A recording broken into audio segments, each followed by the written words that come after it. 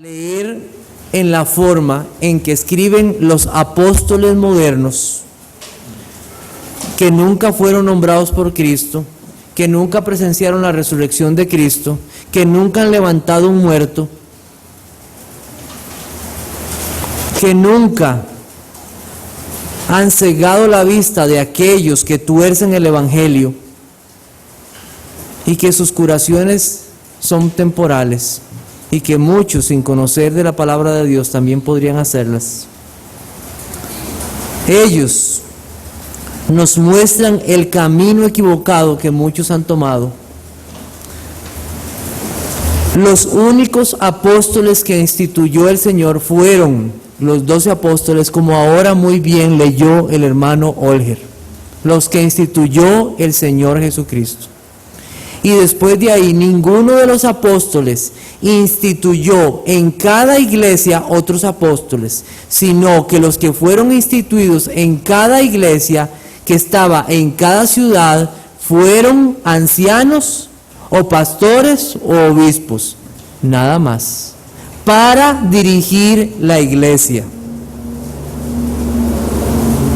Nosotros entonces, ¿qué debemos hacer? Acatar la instrucción bíblica, no nos queda más. Si nosotros vemos Tito capítulo 1 versículos 5 y 6, dice: por esta causa te dejé en Creta, para que corrigieses lo deficiente y establecieses ancianos en cada ciudad, así como yo te mandé. Entonces, no puede hacer o no puede hacerse como nosotros queramos, sino como Dios pide que se haga. No podemos nosotros definir cómo será ese hermano que será puesto como líder. Es la Biblia la que define quiénes son aquellos que están enfrente de su iglesia para cuidarla, protegerla y dirigirla. Aquí nosotros en 1 de Timoteo capítulo 3 leemos lo que Pablo manda a Timoteo, y lo que Pablo le está pidiendo a Timoteo es que evalúe el carácter cristiano de ese hombre, no sus habilidades, no sus experiencias en este mundo, sino el carácter cristiano principalmente. Pablo también establece que debe ser Timoteo que vea y examine a esos hombres. No significa que la iglesia no deba hacerlo, pero principalmente él, porque cuando se trata de nosotros evaluarnos nosotros mismos, qué bien lo hacemos, ¿verdad? ¿Cómo es usted? No somos muy buenos evaluándonos, casi siempre son siempre positivos y muy poquitos negativos. Entonces, por esta razón, la iglesia no puede darse a personas que no estén calificadas. La sangre de Cristo preciosa en la cruz compró su iglesia. No puede darse a personas inadecuadas. Debe darse a personas que cumplen con los requisitos que están escritos aquí en su palabra.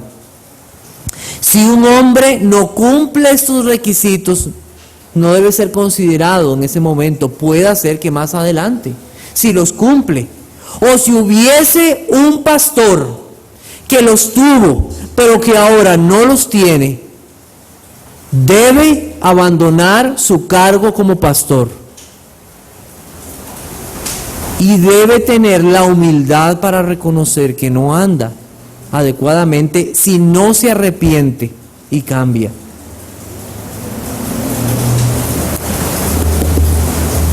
Nosotros la semana pasada, el domingo en la noche, hablamos de esa primera característica o requisito que él debe de tener según la palabra de Dios. Dice que el obispo sea irreprensible. ¿Recuerdan ustedes qué significaba esa palabra? No significa que no peque, no, eso no significa. Sino alguien que está libre de cualquier mancha ofensiva o deshonrosa de carácter o conducta, que es incapaz en este momento de ser detenido o tomado en una práctica ofensiva. ¿Qué significa? Que esta persona en su nueva vida en Cristo no se le puede acusar en su trabajo de un holgazán, en su familia de un mentiroso, en su trabajo de una persona logrera que desea aprovecharse de los demás. No se le puede acusar que esa persona es una persona que usa palabras inadecuadas e incorrectas y ofensivas para referirse a otros y también al sexo opuesto. Que no es acusada, que algo que pase no va a hacer que manche el testimonio de Cristo y el testimonio de su propia profesión de fe. No hablamos de perfección, hablamos de una vida piadosa en Cristo. A eso se refiere, una vida piadosa en Cristo.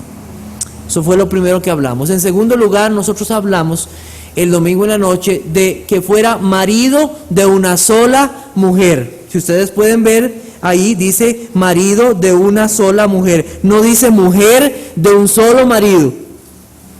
Sí, eso es claro. No, pero lo que quiero dar a entender es esto. Este oficio es para varones. Porque dice marido de una sola mujer. No dice mujer de un solo marido. No. Y esto debe ser claro para nosotros. Pablo en el capítulo 2, del versículo 11 al 14, da una clara explicación de esto. Dice: la mujer aprende en silencio con toda sujeción, porque no permito a la mujer enseñar ni ejercer dominio sobre el hombre, sino estar en silencio, porque Adán fue formado primero, después Eva, y Adán no fue engañado, sino que la mujer, siendo engañada, incurrió en transgresión. Esto no se trata de una restricción de las capacidades intelectuales de la mujer, o de que el Señor aborrece el sexo femenino. No se trata de eso. Se trata de que el Señor estableció un liderazgo en Génesis. La Biblia nos dice que el hombre fue formado primero y la mujer después. Ese mismo liderazgo se ve aquí en la iglesia. Dios continúa con la misma regla en el Edén, con la misma regla en el Edén. Él estableció liderazgo. Entonces, si usted tiene problemas, no tiene problemas conmigo, tiene problemas con el Señor. Porque esa es una regla del Señor. En segundo lugar, nosotros vemos que la iniciativa de la mujer al desobedecer a Dios no fue la autosuperación, sino fue el engaño, el pecado, vergüenza y dolor. El hombre pecó por su desobediencia. Él sabía que tenía que obedecer a Dios y él lo hizo con ganas, podríamos decirlo. Él deseó desobedecer a Dios y de ahí en adelante heredamos esa naturaleza. Aún después estos dos de haber pecado, el Señor no quitó las funciones para cada uno. ¿Sabía eso? El hombre como líder y la mujer como ayuda idónea y sujeción al esposo. A pesar de haber pecado, el Señor pudo haber dicho: no, un momento, vamos a darle vuelta a esto. No, el Señor los estableció y continúan así. El hogar entonces es un reflejo, o más bien la iglesia es un reflejo de lo que se vive en el hogar. En el hogar el esposo debe ser el líder, el que cuida de su esposa y la ama. La mujer en sujeción y de ayuda idónea. Y cuando un hombre no ama a una mujer, no la cuida y la protege, está diciendo que Cristo no cuida ni ama a su iglesia. Eso es lo que está diciendo. Nosotros trataremos con esto más adelante y con más detalle. Esta frase, marido de una sola mujer, significa que el hombre debe ser sexualmente irreprensible. Él debe comportarse en su matrimonio de una forma piadosa, de una forma agradable a Dios, y no como los gentiles que no conocen a Dios. Tal vez usted ha oído hablar de un hombre llamado Demóstenes.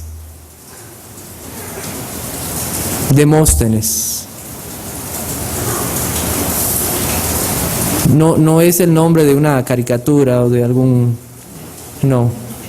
Era un político y orador ateniense. Y él dijo: nosotros tenemos prostitutas para el placer, concubinas para la vida diaria y esposas para tener hijos legítimos y que los cuiden. Ese era el pensamiento que imperaba en ese tiempo. Y Pablo está hablando a Timoteo, una iglesia en Éfeso. ¿Cuál era la influencia que había? Esa misma. Y cabe muy bien en el deseo de los hombres de vivir de esa manera. Y hoy pregunto, ¿no desean los hombres vivir de la misma manera? Si no hubiera leyes que les castigasen y les acusaran de sus pecados y de sus maldades, vivirían de la misma manera. El creyente está comprometido fielmente con una sola mujer. Sus ojos y su corazón son para ella. Aún el soltero que tiene una novia, su corazón y sus ojos son para ella. Él debe ser así. Él debe ser así. Porque un hombre que no es así, ¿cómo amará a la iglesia de Cristo? Un hombre que no ama a su propia esposa, ¿cómo amará a la iglesia de Cristo? ¿Cómo será de testimonio? El hombre cristiano entiende el compromiso. Entiende el compromiso. Este pensamiento de ese compromiso y fidelidad al Señor, ese compromiso, ese pensamiento de que Cristo ama y cuida a su iglesia, en el corazón del creyente le hace también cuidar de su propia esposa. Y es un pensamiento fuerte y un mandamiento. Los fariseos podían salir de sus casas en la mañana y decirle: mi amor, me voy en esta mañana, un abrazo, un beso, y salido de su casa, avanzando unos metros después, deseaba a la mujer de su prójimo. Volvía en la noche: hola mi amor, cómo he esperado este momento contigo. Y todo el día su corazón adulteró de muchas maneras. Hombres así no pueden cuidar la iglesia de Dios. Y los hombres que no mortifican su cuerpo y su corazón por la ayuda del Espíritu Santo se exponen al adulterio, la fornicación y ser apartados del ministerio. Proverbios capítulo 6, versículo 32. Proverbios 6, 32.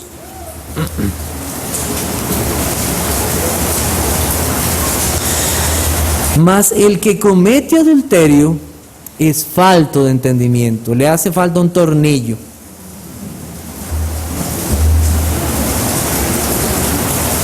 Así es, corrompe su alma el que tal hace.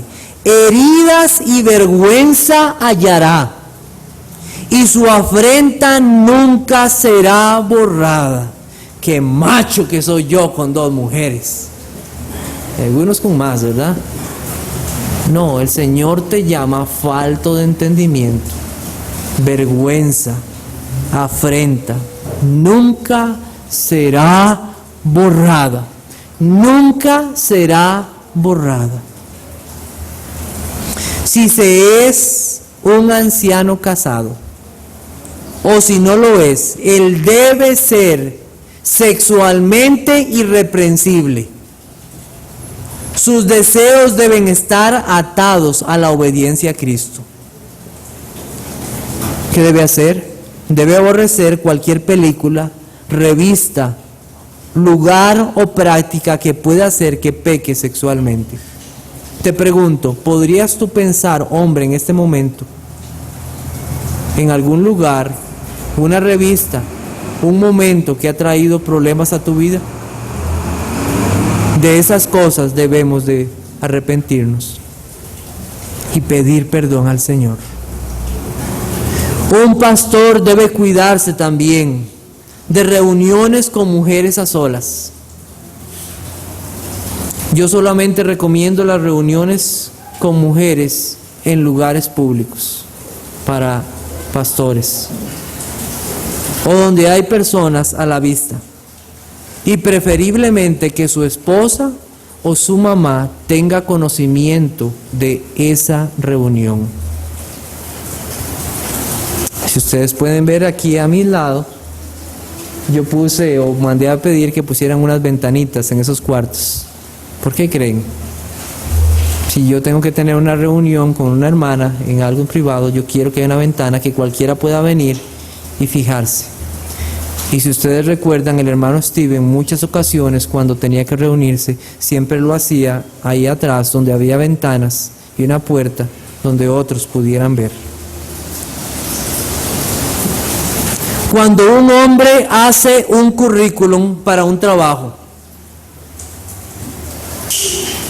no pone en él, soy fiel a mi esposa. Le animo, haga su currículum, soy fiel a mi esposa. A la empresa no le interesa si usted es fiel o no a su esposa. ¿Qué le interesa? Le interesa que usted tenga un título y que usted tenga las capacidades para poder y la responsabilidad para desempeñar ese puesto. Si usted no es una persona fiel a su esposa y si usted anda con otra mujer, a la empresa no le importa. Por eso, esto no es una empresa. Por eso, el que es pastor debe ser un hombre de Dios. Un hombre de Dios.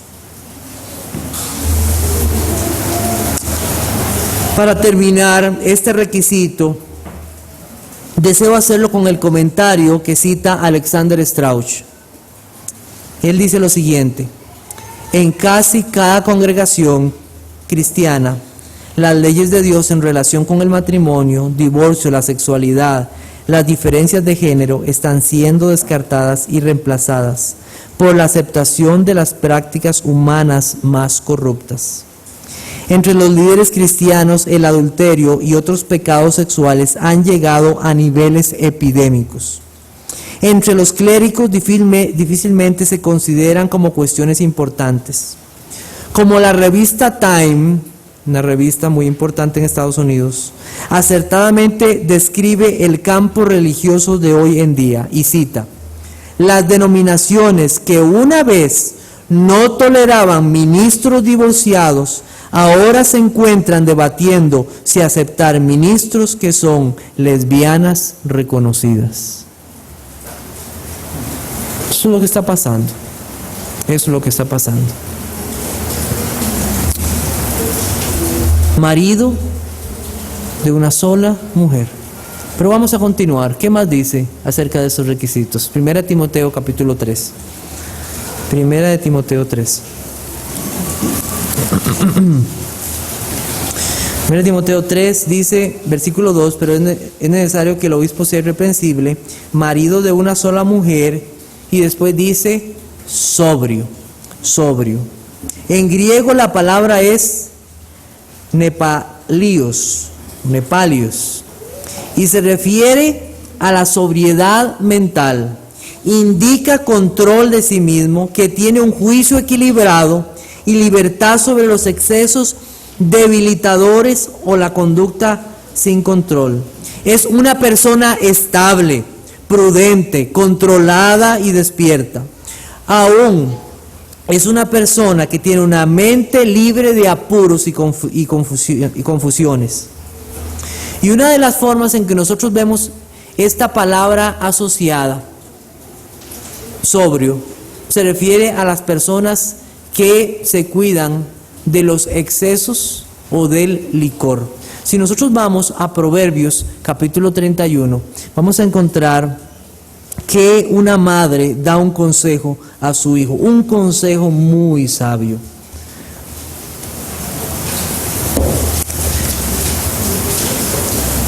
Proverbios 31, versículos 4 al 8, dice: no es de los reyes, oh Lemuel, no es de los reyes beber vino, ni de los príncipes la sidra, no sea que bebiendo olviden la ley y perviertan el derecho de todos los afligidos. Dad la sidra al desfallecido y el vino a los de amargo ánimo. Beban y olvídense de su necesidad y de su miseria, no sea que se acuerden más. Abre tu boca por el mudo en el juicio de todos los desvalidos. Abre tu boca, juzga con justicia y defiende la causa del pobre y del menesteroso. Si tomas vino, Lemuel, vas a tener problemas, vas a olvidar la ley y vas a pervertir el derecho de los afligidos. Es lo que le está diciendo su mamá.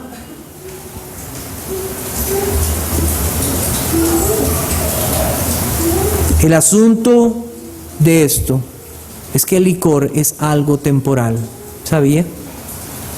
Toma, se alegra, sus problemas desaparecen por un momento, pero cuando despierte están ahí y más graves todavía. Porque el que toma no analiza, su juicio se pierde, sus palabras son palabras confusas, dice cosas que después no se acuerda, dice cosas que ofendió a otros. No está en su cabal juicio. No es una persona entendida. De hecho, cuando nosotros queremos hablarle, y en muchas ocasiones nos ha pasado, hablarle a una persona que está tomada, qué difícil. Imposible. Mejor le decimos: mire, aquí está esta información, por favor, o denos su número de teléfono y le vamos a contactar cuando esté mejor. Tal vez podemos leerle un pasaje, pero explicarle las verdades del Evangelio para que las entienda no va a poder ser. Qué difícil. La Biblia nos dice que los borrachos no heredarán el reino de Dios. No lo harán. Ellos no lo harán.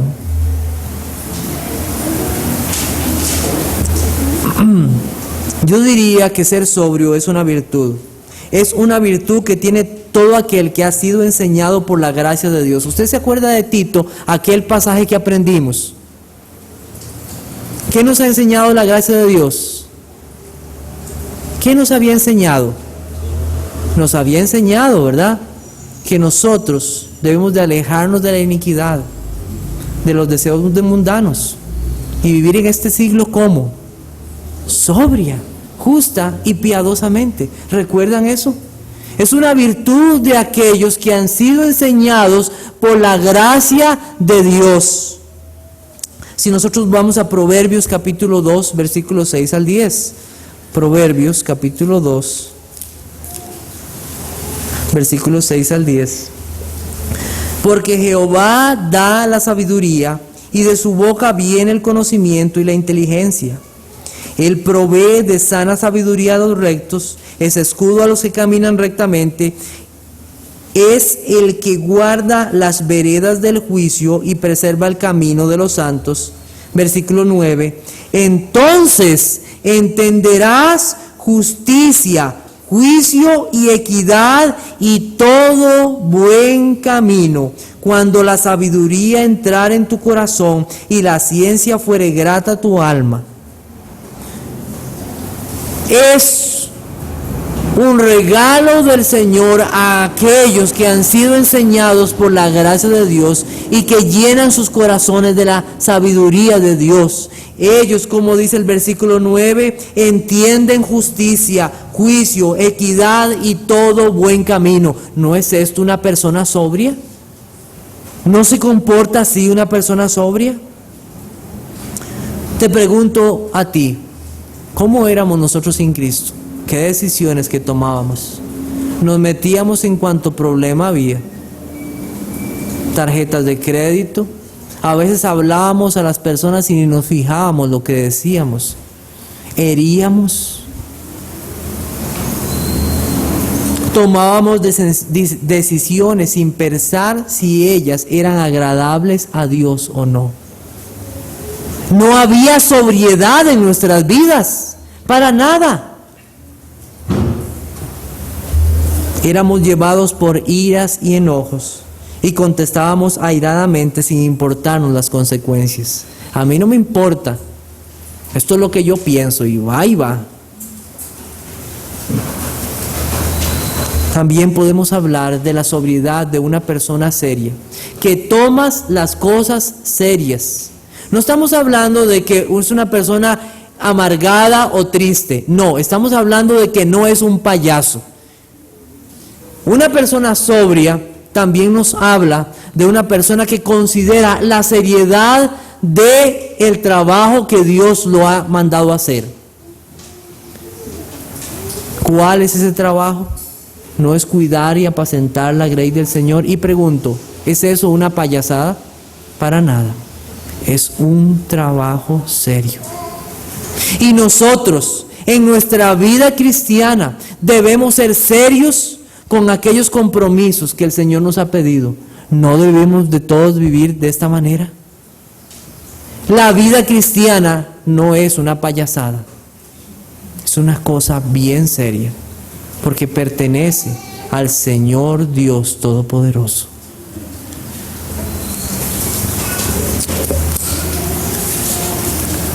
¿Qué más? Nosotros continuamos. Y Primera de Timoteo nos dice que hay otra característica del carácter piadoso que debemos de examinar en estos hombres. Y además de sobrio, él debe ser una persona prudente. Esa es la palabra en griego sopron. Es muy parecida a ser sobrio, pero particularmente se relaciona con el ejercicio del buen juicio. La discreción y el sentido común es ser discreto, cabal y razonable, capaz de mantener una perspectiva objetiva frente a los problemas y los desacuerdos. Proverbios nos dice que una persona prudente es aquella que refrena sus labios. Yo no sé, y yo traté de hallar un ejemplo acerca de una persona prudente, pero tal vez usted pueda recordar alguna situación en su vida en que tal vez no era lo más conveniente mencionar un asunto, porque podía traer graves problemas. No que no fuera la verdad, tal vez sí era la verdad, pero decirlo en ese momento, en esa situación particular o circunstancia, hubiese traído grandes problemas. Una persona prudente piensa: lo que yo voy a decir en este momento, ¿qué consecuencias va a traer? Eso es lo que hace una persona prudente. La Biblia también nos dice que los hijos que escuchan el consejo de sus padres son llamados prudentes. Hijo, niños, jóvenes, me gustaría llamarles prudentes, o que los llamen prudentes porque ustedes escuchan el consejo de sus padres. Prudente le llama el Señor a aquellos que escuchan el consejo de sus padres. El necio al punto da a conocer su ira, mas el que no hace caso de la injuria es prudente. Hay personas que tal vez les ofenden por alguna razón, Imagínese una causa por la cual a usted le puedan ofender. En ocasiones, usted recordará que en el colegio era muy común ponerle ciertos apodos a las personas. Y yo no sé si a usted le pusieron un apodo. No me lo comente. Mejor, es prudente que no lo haga. Va a ser recordado por ese apodo. Buen ejemplo, ¿verdad? Y tal vez usted se enojó tanto que usted iba a decirle algo porque esa persona le dijo así. Y usted le dijo algo, le contestó algo. Y después le dicen, y ese es el cristiano que dice que ama al Señor y que hubo injuria, pero mejor yo callo y lo dejo en las manos del Señor. No era prudente contestar. Aunque tal vez él no tenía la verdad, no era prudente contestar. La Biblia llama prudente también a la persona que no se afana en hacerse rico. Aquel afán por hacerse rico, la Biblia lo llama prudente. ¿Por qué? Porque sabe que las riquezas en esta vida no son duraderas, que es mejor hacer tesoros en los cielos. Una persona prudente. Cristo compara al que escucha sus palabras a un hombre prudente que edificó su casa sobre la roca. Ese es un hombre prudente que no la edificó en la arena. Prudente si has edificado tu vida en el Señor. Prudencia. ¿Por qué? Porque sabe que un día vendrá un juicio y que solamente hay un fundamento en el cual podrás sostenerte, y ese es Jesucristo. No habrá otro.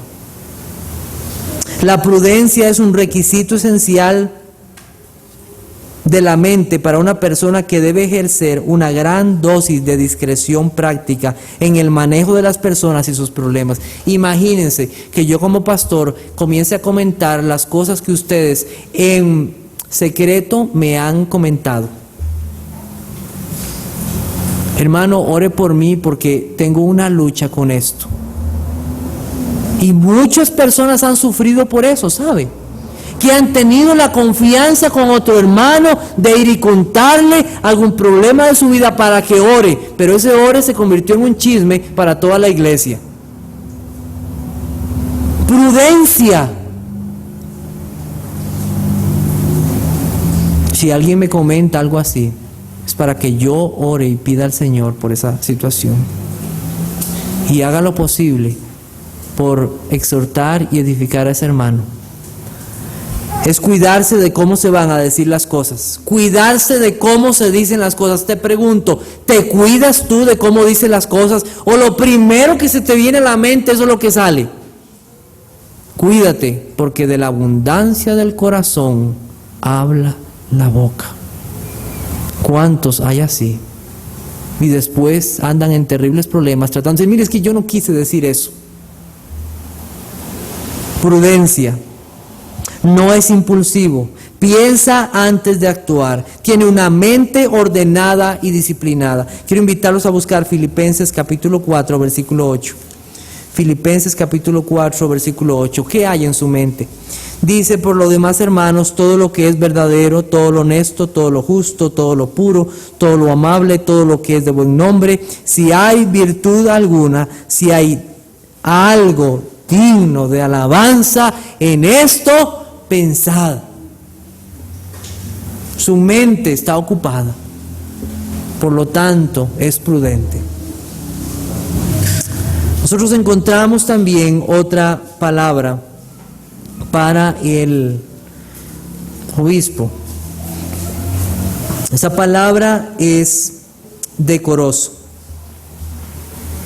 Y nos parece fácil, ¿verdad?, entender cómo se refiere esta palabra, decoroso.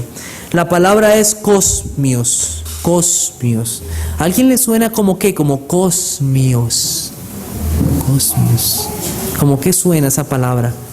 ¿No le suena como cosmos? Pues sí, tiene cierta raíz. El cosmos, el universo. algo que está ordenado, algo que no está en desorden, algo que Dios en su infinita sabiduría ha ordenado. Una persona decorosa, en primer lugar, es una persona ordenada. Nosotros hemos hablado de la palabra obispo. ¿Se acuerdan de esa palabra? Obispo, que es la que tenemos aquí. Sobreveedor, es una palabra que nos habla de un administrador de Dios. Un administrador de Dios. ¿Puede imaginar usted un hombre que es un obispo y en su propia vida particular es un desorden?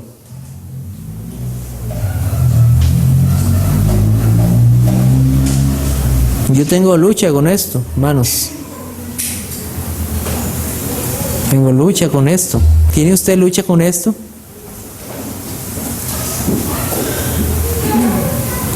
Levanten la mano los que les cuesta el orden.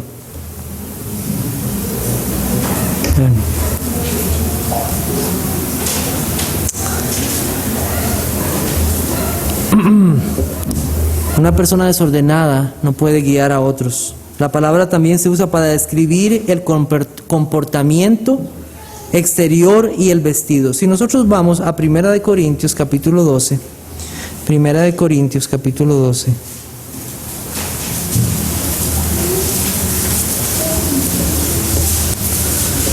Versículo 23.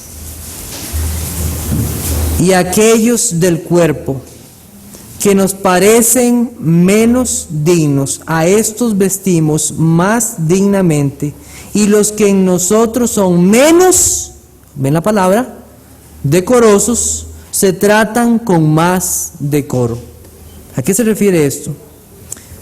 Se usa en referencia a la decencia y modestia que nosotros debemos de tener sobre ciertas partes del cuerpo. En el primer siglo era muy común la desnudez, muy común. De hecho, yo no sé si usted alguna vez ha estudiado o ha visto algunos dibujos de los deportistas griegos. Ay. Casi no llevaban ropa, casi desnudos. A eso se está refiriendo el apóstol Pablo también. Decencia y modestia en su comportamiento y su forma de vestir. Yo quiero llevarlos un momento a Juan capítulo 21. Juan capítulo 21. Yo cuando leí esto, ¿cómo me causó impresión? Juan capítulo 21. El apóstol Pedro se encuentra en el mar pescando. Jesucristo está en la playa. Él se ha quitado la mayoría de su ropa. Muchos piensan que él solamente se encontraba con su ropa interior por el asunto del trabajo, de todo lo que es incómodo, porque su ropa se podía ensuciar mucho o podía agarrar. Entonces tal vez ellos se la quitaban para guardarla. La cosa es que él no tenía mucha ropa puesta. Y entonces en el versículo 7 dice: entonces aquel discípulo a quien Jesús amaba dijo a Pedro: es el Señor. Simón Pedro, cuando oyó que era el Señor, ¿qué hizo? Se ciñó la ropa porque se había despojado de ella y se echó al mar. Él dijo: es el Señor. ¿Y qué hizo? Agarró sus ropas y se las puso encima. Inmediatamente: voy a ir a presentarme delante del Dios Todopoderoso. No puedo ir así como yo voy. Y yo pregunto, ¿no estamos nosotros delante de la presencia de Dios todos los días? ¿No debes tú de cuidarte de cómo tú vistes? Oh, ¿qué quiere decir, hermano? Entonces que ahora todos tenemos que andar con corbata y vestir. Te digo, cuídate de cómo te vistes con modestia. Nuestra vida, nuestra forma de vestir no puede estar delineada y ordenada por hombres perversos que guían las modas de este mundo. No puede ser que, sí, como ahora esa es la moda, yo voy a ir a vestirme como ellos se visten. Tal cosa no puede ser. Un pantalón que tiene una rajada de lado a lado y en ciertas partes que ustedes ya saben dónde. Atrás o adelante. O las mujeres, ay, es que esa es la ropa que está de moda ahora, yo me la... No puede ser así, jamás.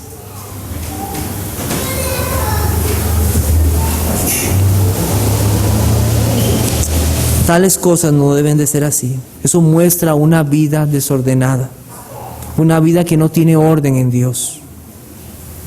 Te pregunto, ¿podrían decir las otras personas, esa es una persona que viste con modestia, que viste de forma que busca agradar a alguien? Yo siempre recuerdo el caso de una vez estando en Estados Unidos en una tienda que andaba buscando ciertos tipos de camisas y estaba con una compañera de trabajo, y entonces yo dije, es que esa camisa no, porque no me sirve para el culto. Entonces ella sobresaltó y dijo, ¿qué? Es que en su iglesia no lo dejan vestir, ¿qué tiene esta ropa? Lo que pasa es que eran camisas de muchos cuadros, y entonces yo estaba pensando en una camisa como de un solo tono. Y ustedes ven que la mayoría de las veces nosotros vestimos así de camisas de tonos bajos. ¿Por qué es la idea? La idea es no causar mucha distracción. Últimamente yo he visto hombres que se ponen ciertos tipos de ropa como para llamar la atención, y la cuestión aquí es que el único que debe ser exaltado es nuestro Señor y nuestro Dios. Y tratar de causar la menos distracción, que la gente esté pensando más en la palabra de Dios que en la corbata que trajo el hermano, que tiene un dibujo ahí de un bichillo.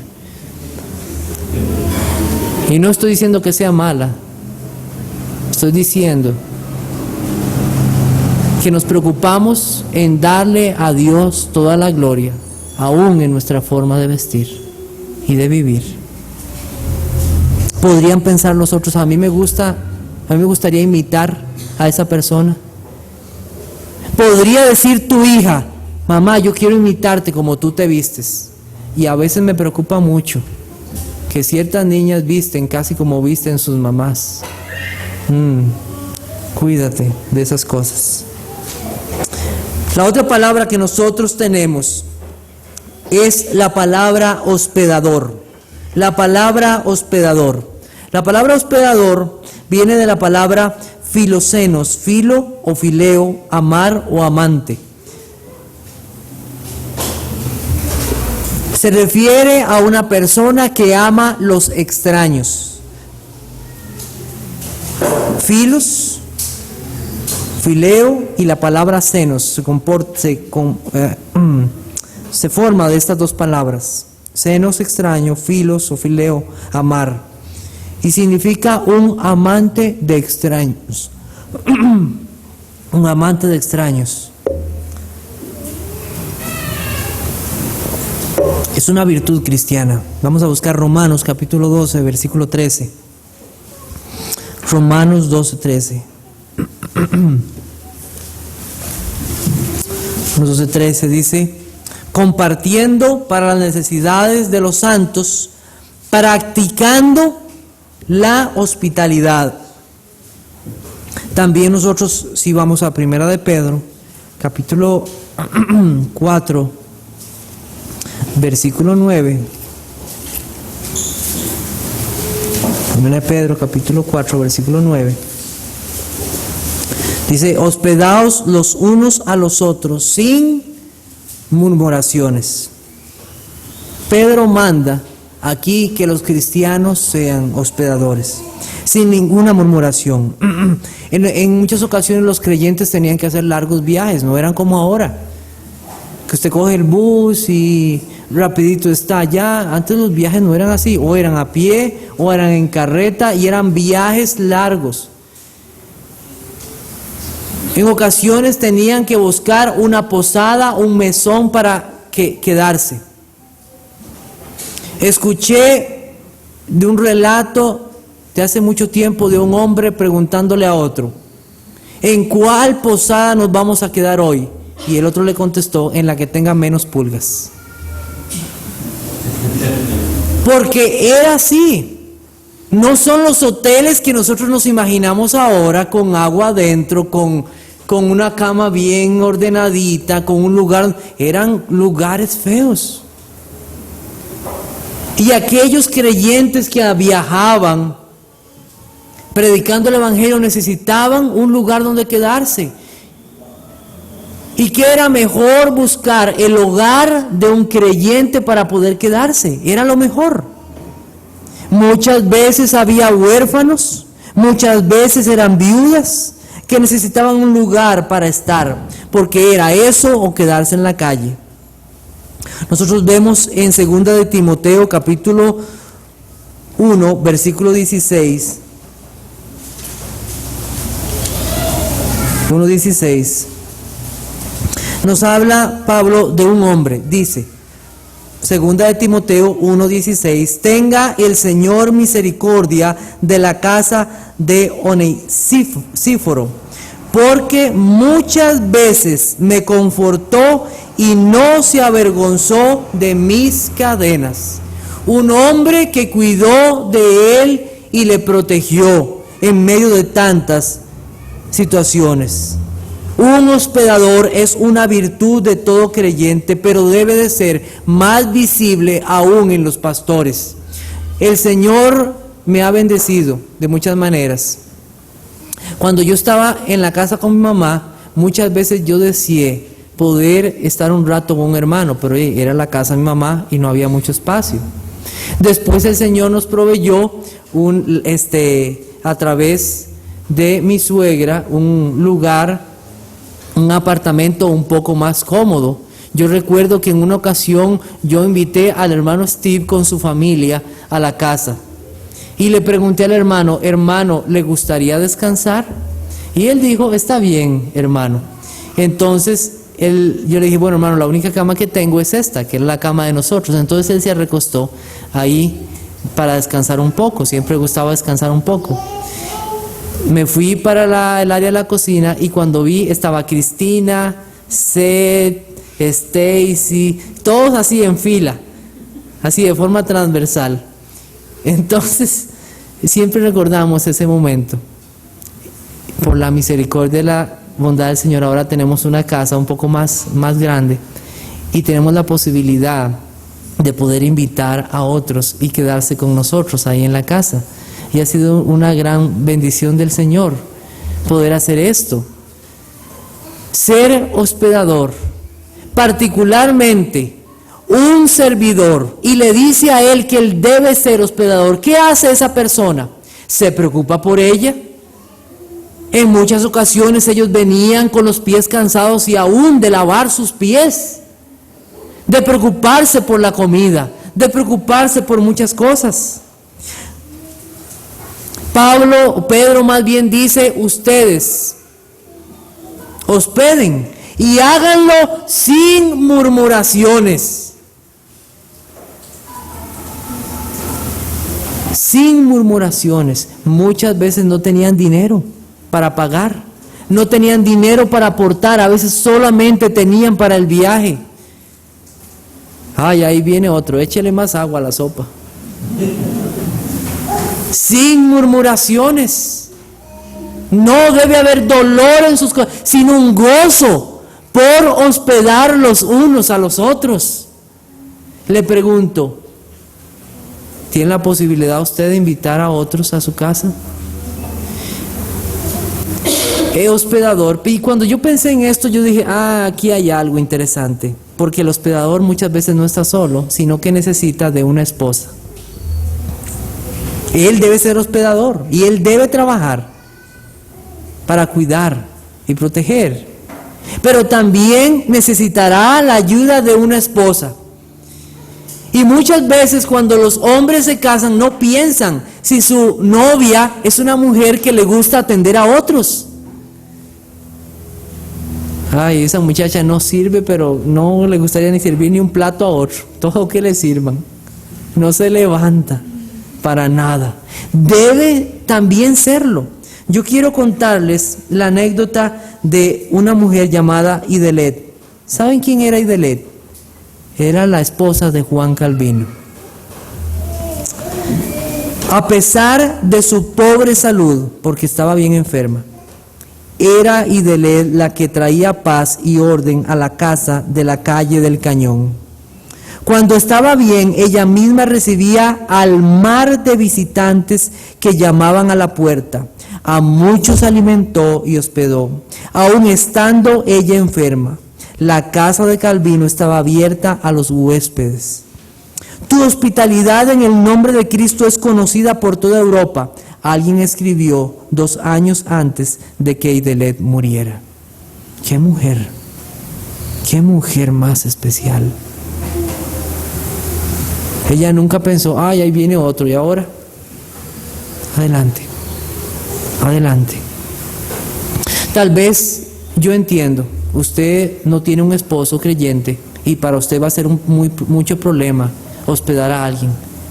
Pero usted pueda decir, mire, yo puedo preparar una comida para llevarla a aquel hermano que sí hospedó a aquel. Yo puedo hacer algo. Yo puedo cuidar de los niños de esa hermana que tiene que ir a una cita y no tiene con quién dejarlos. Esa hermana necesita una ayuda en este momento. Pero el problema, ¿sabe qué? Es que nosotros no nos conocemos muchas veces como hermanos, ni conocemos las necesidades de los unos y de los otros. Hospedadores, hermanos, hospedadores. No debe ser ninguna molestia, más bien un gozo poder servirnos los unos a los otros, hermanos. Doy gracias por todos aquellos que Dios ha permitido que abran sus puertas cuando hemos tenido que hospedar a hermanos. Gracias al Señor, y que con amor les han recibido. La última cosa para terminar en esta mañana, y yo quiero terminar, de verdad que quiero terminar y quiero hacerlo en esta mañana, es apto para enseñar. Apto para enseñar. Y esta es una característica que no todos tienen, no todos son aptos para enseñar. De hecho, el diácono no necesariamente tiene que tenerla, aunque nosotros vemos casos como Felipe. Y no hay que sentirse inferior porque no puede hacerlo. Es un don de Dios ser apto para enseñar. ¿Qué hace el hombre de Dios? El hombre de Dios es apto para enseñar. ¿Para enseñar qué? Chistes o anécdotas? No. Para enseñar la palabra de Dios. Y no significa que nosotros no podamos dar una anécdota o podamos hacer un comentario extra, pero eso es para apoyar una verdad bíblica. Si nosotros vemos en Primera de Timoteo capítulo 4, versículo 1, más bien 6,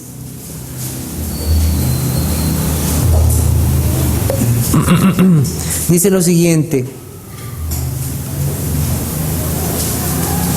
Vamos a leer el 1 porque también es importante. 4:1 dice, pero el Espíritu dice claramente que en los postreros días algunos apostatarán de la fe, escuchando a espíritus engañadores y a doctrinas de demonios.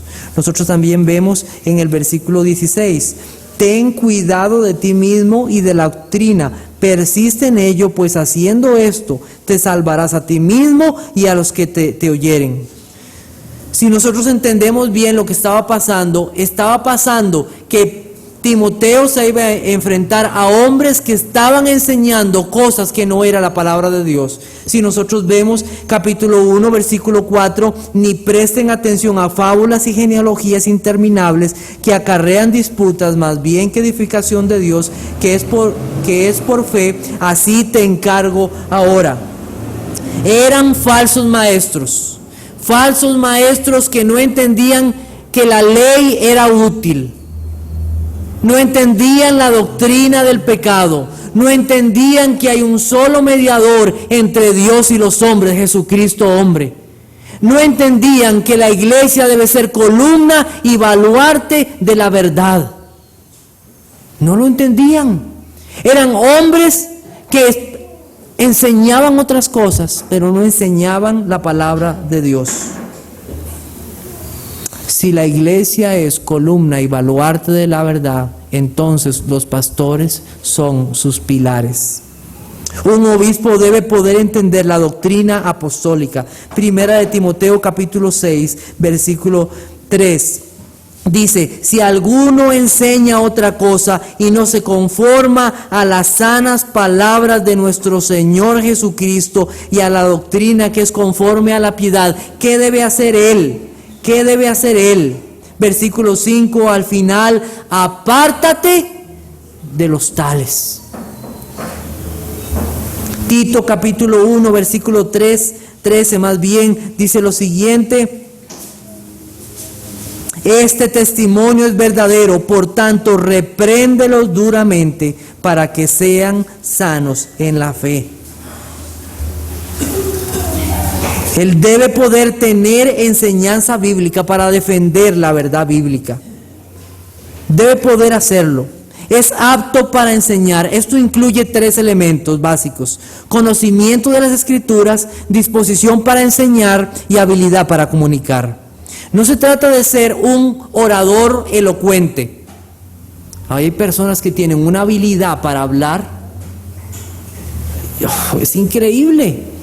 Oradores elocuentes que usted dice, esa persona de verdad habla tan bien y uno le entiende de una manera tan bien y convence a las personas. No se trata de eso.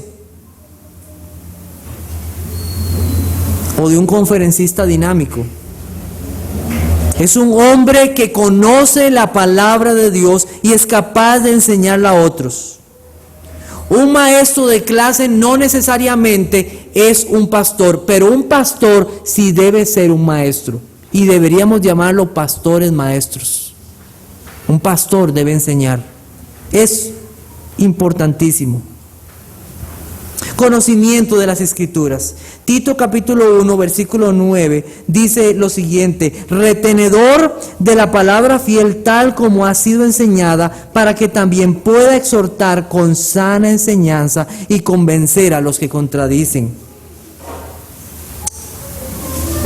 Un anciano, obispo, no puede ser un nuevo creyente. ¿Me escucha bien? ¿Por qué? Porque debe ser un hombre que conoce bien la palabra de Dios. Y eso no pasa en un día, o 2 días, o 3 días. Eso no pasa así. Debe ser una persona que estudia y dedica tiempo. Retener la palabra de Dios no pasa en un momento. Es un hombre que está comprometido con la doctrina bíblica. Pablo le decía a Timoteo en el capítulo 4, versículo 13, en 1 Timoteo 4:13, entre tanto que voy, ocúpate en la lectura, la exhortación y la enseñanza. Ocupado, era un hombre ocupado en estas cosas. Un hombre que se preocupaba. Entre tanto que voy. O sea, le está diciendo, no desperdicies tu tiempo, ocúpate. Y yo quiero preguntarle a ustedes, varones, en este momento, aún jóvenes, ¿estás aprovechando el tiempo? Tú no sabes si Dios te llame un día. ¿Te estás preparando? ¿Estás preocupado por aprender la palabra de Dios? Algunos creen que hasta que yo sea pastor voy a preocuparme por estudiar la Biblia. No, ya desde ahora debes estudiarla. Es una terrible muestra de orgullo aquellos pastores que piensan que porque salieron de un instituto o un seminario ya son entendidos de las Escrituras. Un hombre de Dios pasa estudiando su palabra todos los días y anhela aprender y estudiar cada día. Es un estudio diario, es un compromiso de por vida. En segundo lugar, ¿qué incluye esto apto? Primero, conocimiento. En segundo lugar, disposición para enseñar. Disposición para enseñar.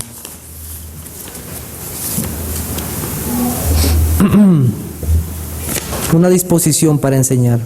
Quiero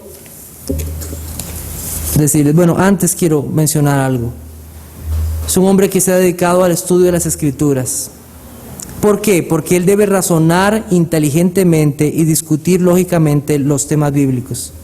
Algunos, como Timoteo, tuvieron la bendición de Dios de tener una mamá y una abuela ¿Ustedes recuerdan los nombres de ellas?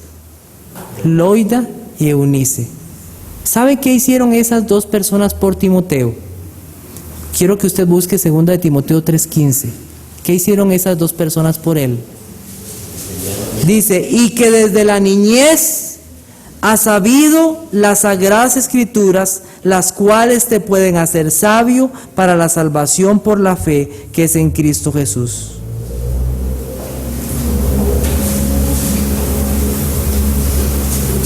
Un muchacho enseñado.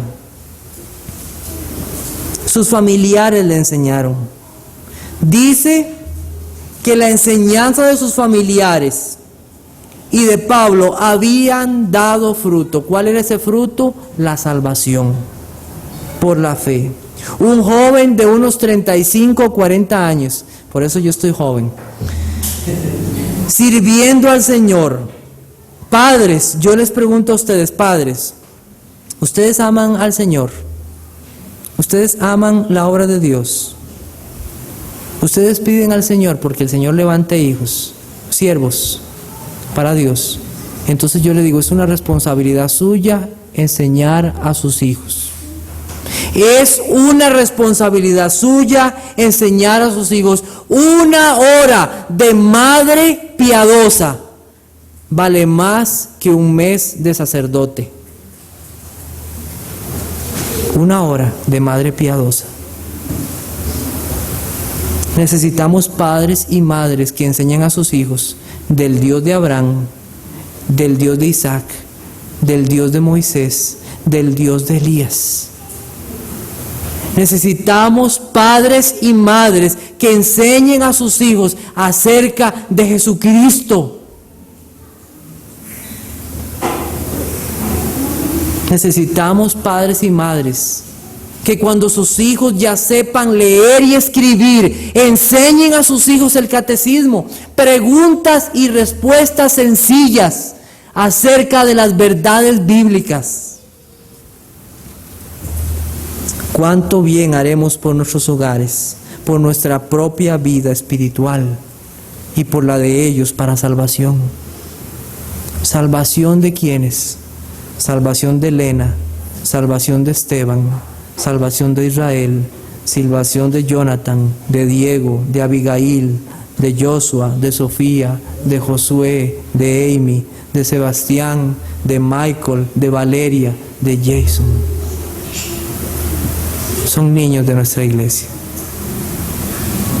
Yo les animo, hermanos, a que ustedes les enseñen a sus hijos la palabra de Dios. Hay quienes piensan que 45 minutos aquí en la iglesia va a reemplazar lo que usted tenía que hacer en la semana con su hijo.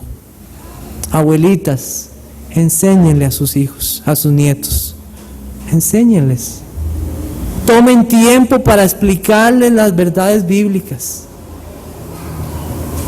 Tome tiempo para exponerles a ellos ese Dios maravilloso.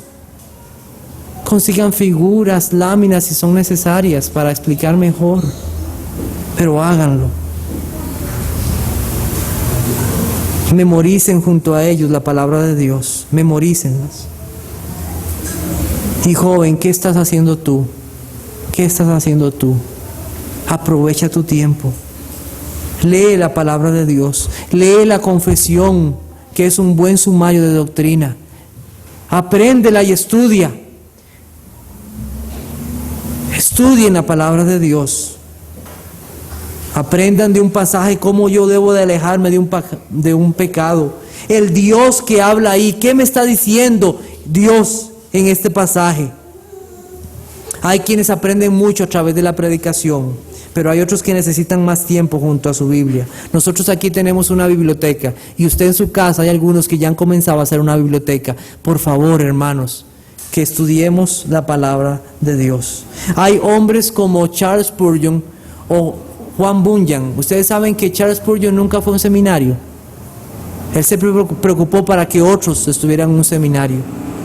Juan Bunyan, solamente con su Biblia en mano, escribió El Peregrino. Hermanos, necesitamos estudiar la palabra de Dios. Necesitamos disposición para enseñar. Ninguna otra cosa le da tanta satisfacción como enseñar y predicar la palabra de Dios. George Whitefield. Escuché esto de un pastor llamado Henry Tolopilo. Espero que realmente sea así. Si alguien después tal vez me puede corregir y yo pueda corregirlo.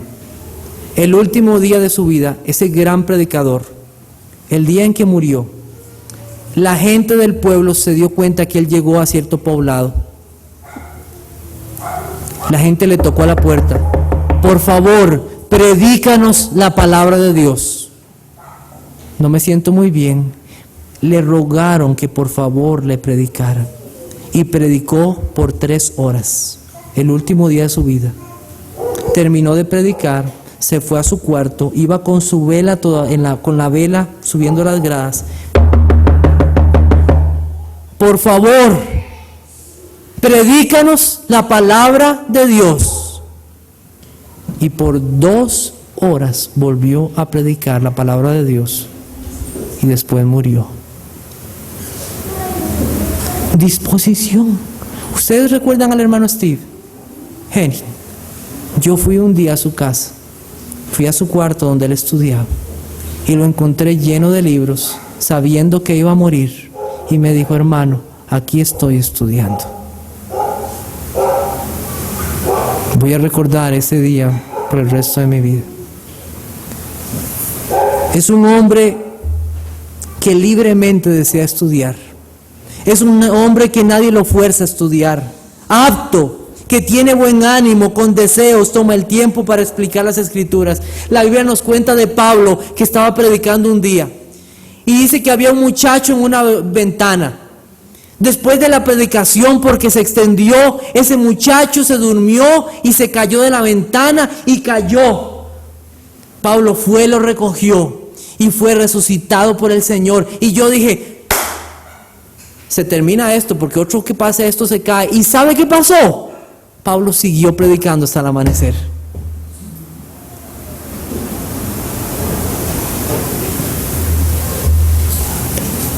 ¿Cuál es el motivo de esa disposición? Es apacentar y cuidar el rebaño del Señor. Y en último lugar, ese apto para enseñar es que tiene la habilidad para comunicar. Habilidad para comunicar. Por eso no es dado a todos, es un don de Dios para exponer. Nosotros leemos en Nehemías capítulo 8, y estamos prontos a terminar. Nehemías capítulo 8. Quiero invitarlos a buscar Nehemías capítulo 8, versículo 8 dice: y leían el libro de la ley de Dios claramente y ponían el sentido de modo que entendiesen la lectura. ¿Quiénes eran estos? Eran los levitas, que enseñaban al pueblo. ¿Cómo se sintió el pueblo? Versículo 12: y todo el pueblo se fue a comer, a beber y a obsequiar porciones y a gozar de grande alegría. ¿Por qué? Porque habían entendido las palabras que les habían sido enseñados. Y yo digo, salimos de la iglesia así, gozoso, porque entendí la palabra de Dios. Gozoso. Estos hombres tienen habilidad para comunicar la verdad divina, no chistes o palabrería. A través de ellos el Espíritu Santo muestra una notable efectividad en la enseñanza. Las personas tienen plena confianza en su conocimiento y su enseñanza produce mucho fruto. Pedro decía de Pablo: este hombre enseña las Escrituras. Hay algunos que las tuercen porque son inconstantes. Decía Pedro, porque no entienden. Pero este hombre comunica las verdades de Dios. En 2 de Pedro, capítulo 3, versículo 15, si después lo quiere leer. Él puede exponer la palabra de Dios de forma ordenada, razonable, pues la Biblia no necesita grandes sofisticadas metodologías. Eso es claro, se sabe. Porque es un don de Dios. Por el Espíritu Santo. Por el Espíritu Santo. La Biblia nos cuenta que Pablo estaba explicándole la palabra de Dios a un hombre que se llamaba Félix. Y Pablo comenzó a disertar su esposa estaba ahí. Y él comenzó a predicar del juicio venidero, del dominio propio.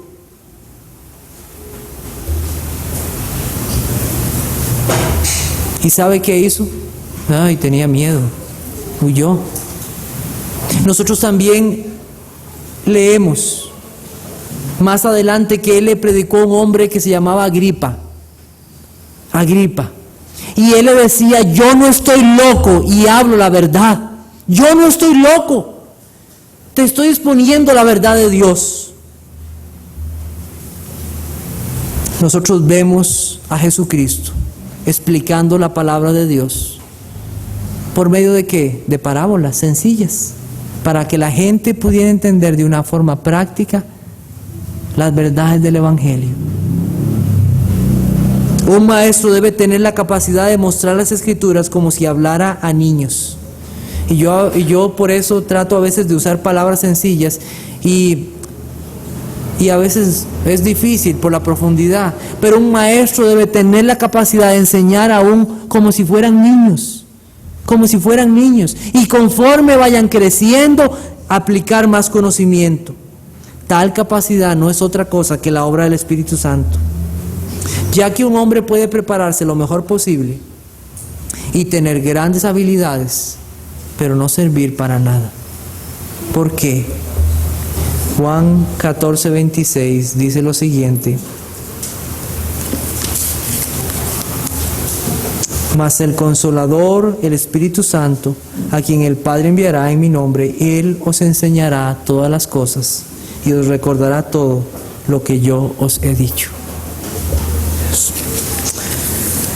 Como hemos dicho, hermanos, son varios los requisitos que debe tener un creyente que desea ser obispo o pastor. Y usted dice: mire, yo no puedo vivir como eso. Eso es terrible. Yo no puedo vivir así. Esa forma de vivir es demasiado. Ustedes son perfectos en esta iglesia.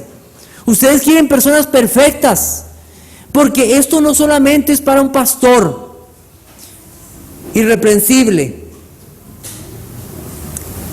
marido de una sola mujer, sobrio, prudente. Son cosas que debe tener todo aquel que ha sido cambiado por Cristo. Y usted dice: ¿cómo puedo yo vivir así? Eso es demasiado para mí. Yo quiero decirte que los que están aquí, muchos de los que están aquí, vivíamos igual. Vivíamos reprensiblemente. No amábamos a nuestras esposas como debíamos de hacerlo. No éramos sobrios, no éramos prudentes. Pero un día Cristo vino y cambió eso. Y lo que Cristo hizo conmigo lo puede hacer también contigo.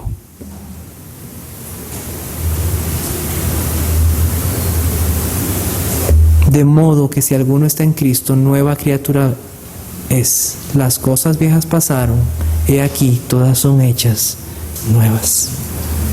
Esposo, ¿eres tú para tu esposa? ¿Eres fiel a tu esposa? ¿Andas tú sexualmente puro delante del Señor? ¿Y tú soltero andas así? Si no, arrepiéntete.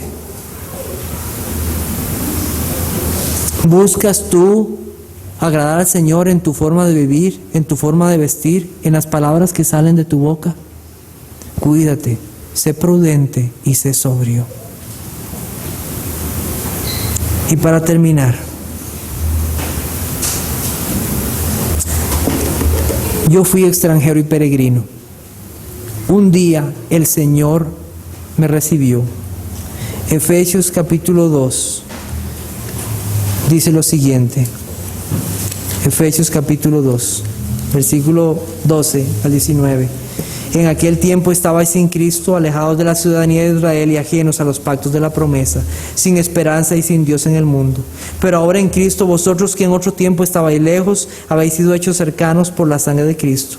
Porque Él es nuestra paz, que de ambos pueblos hizo uno solo, derribando la pared intermedia de separación, aboliendo en su carne las enemistades, la ley de los mandamientos expresados en ordenanzas, para crear en sí mismo de los dos un solo y nuevo hombre, haciendo la paz, y mediante la cruz reconciliar reconciliar con Dios a ambos en un solo cuerpo, matando en ellas las enemistades. Y vino y anunció las buenas nuevas de paz a vosotros que estabais lejos y a los que estaban cerca, porque por medio de los unos y los otros tenemos entrada por un mismo Espíritu al Padre. Así que ya no somos extranjeros ni advenedizos, sino conciudadanos de los santos y miembros de la familia de Dios. Yo no tenía lugar a donde ir, mi lugar era el infierno. Yo era un extranjero y un peregrino, y un día Cristo me llamó a su casa para estar con Él. Ahora Cristo vive en mí, y en este lugar debemos de ser un lugar donde hospedamos a todos aquellos que son extranjeros y peregrinos, aquellos que buscan un lugar y un refugio en Dios. Y yo te pregunto, ¿has sido un hospedador para aquellos que vienen a esta iglesia? ¿Hayan aquí un lugar seguro? ¿O eres tú una persona que más bien les rechaza y que no les ama? Si Cristo nos hospedó, si Cristo nos llamó a su morada eterna un día, ¿cómo no hemos de hacer nosotros lo mismo con aquellos que están lejos del Señor? Que el Señor afiance esas palabras en nuestros corazones.